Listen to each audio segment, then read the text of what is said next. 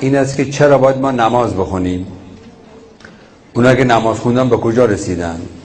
پدر مادرها با بچه‌هاشون در این رابطه درگیرن. بلند شو برو نماز بخون، این میگه ولش کن الان خوابم میاد، خستم، حالا بعدن کنکور مهمتره، تست، درس. ولی سوال میکنه از پدر مادرش. بعضیام شاید جرأتش نکنن این سوالو کنن. من از قول شما این سوال کردم، به این سوال میخوام پاسخ بدیم. چرا ما باید نماز بخونیم؟ نماز تشکر از خداست. خدا اگه لب به ما نمیداد،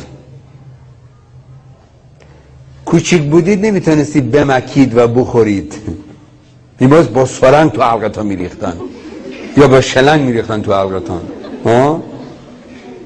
بعد بزرگ شدید با این لبا حرف میزنید، الان لب نداشته، نمیدونی چی بخواه بگی که این لب تنظیم میکنه حرفاره. قدیم میگفتم ب مثلا میخواه بگی میم مثلا، گو آقا لبا میچسبه کم میچسبه، این تنظیم کننده است. این مثلا چیزی میزنن از این بگید آره این تنظیم کننده است، این لب این تنظیم کننده است.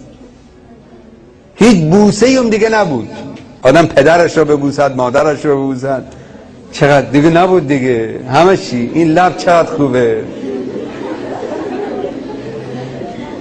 حالا من که میدونم برای چی میخندید شما.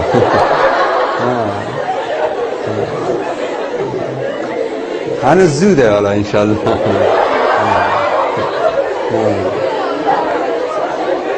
خب خدا داده برای یه چیز خوب